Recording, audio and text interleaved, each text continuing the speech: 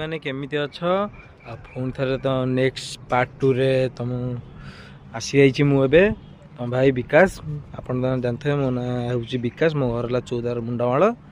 ଆଉ କାଲି ଆଉ କଥା କହିଥିଲି, ଆପଣ ଯାହା ଭାବୁଥିବେ ବୁଝୁଥିବେ ଖରାପ କି ଭଲ ସେଥିରେ ମୋର କିଛି ସେମିତି କିଛି ନାହିଁ। ମୁଁ ଏବେ କହିବାକୁ ଚାହୁଁଛି କି ଯେ ଆଉ ମୁଁ ସେମିତି କହୁନି ଯେ ମାନେ ନବୀନ ପଟ୍ଟନାୟକ ଆମ ଓଡ଼ିଶାରେ ଥାଇକିଲେ କିଛି କରେନି।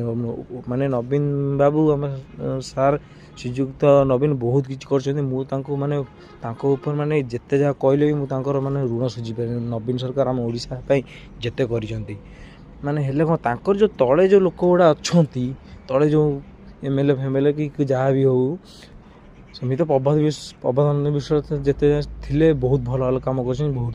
ଆଉ ଯେଉଁ କିଛିଟା ଅଛନ୍ତି ତଳେ ତାର ପଇସା ଖାଇକିନା ନବୀନ ବାବୁ ଖରାପ କରିଦେଲେ। ନବୀନ ବାବୁଙ୍କ ଓଡ଼ିଶା ସରକାର କ'ଣ ଯାଇଥାନ୍ତା? ଯାଇନଥାନ୍ତା।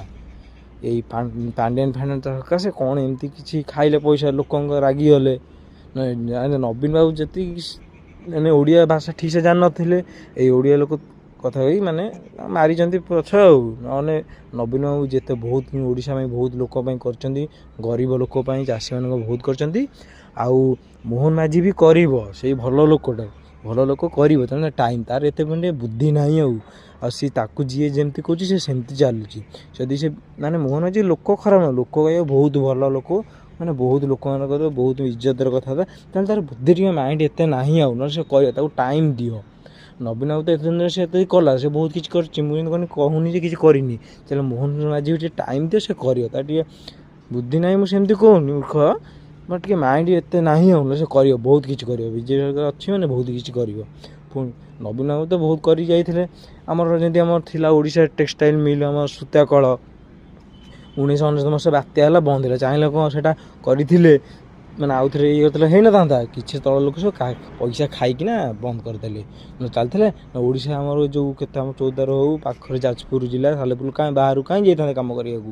ସେଇଠି ଆମର କାମ କରିଥାନ୍ତେ। ସେଇଠି ଆମ OTM କଲୋନୀ କେତେ ବଡ଼ ଏଲାକା, ବହୁତ ବଡ଼ ଏରିଆ, ମାନେ ଆଜି ଯାଏଁ ଲୋକ ରହୁଛନ୍ତି ସେଇ କଲୋନୀରେ। ନବୀନ ବାବୁ କ'ଣ ବହୁତ କିଛି କରିଛନ୍ତି।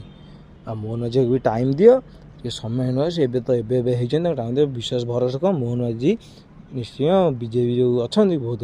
ଆଉ ତୁମକୁ ଯଦି ମୋଦି ବିକି ଦେଉଛି, ଜାଗା ବିକି ଦେଉଛି, ମୋହନ ମାଝୀ ବିକିଦେଲା, ସବୁ ଇଏ ବିକିଦେଲା, ଖଣି ବିକିଦେଲା, ଇଏ କରିଦେଲା, ଆଦାନୀକି ଦେଇଦେଲା, ଆରେ ଆଗକୁ ଯିବ କେମିତି ଦେଶ? ତାର କ'ଣ ଲୋକମାନଙ୍କୁ ତୁମେ କ'ଣ କହୁଛ? ଲୋକମାନଙ୍କୁ ସେ ଜିନିଷ ଗୁଡ଼ା ସବୁ ବାଣ୍ଟି ଦେବ, ମାନେ ତୁମକୁ ନେଇକି ଖଣ୍ଡ ଯେଉଁ ଜିନିଷ ଅଛି ତୁମେ ବାଣ୍ଟି ଦେବ, ତୁମେ ସବୁ ନେଇକି ଘର ତିଆରି କରି ପକାଇବ, ଇଏ କରିବ।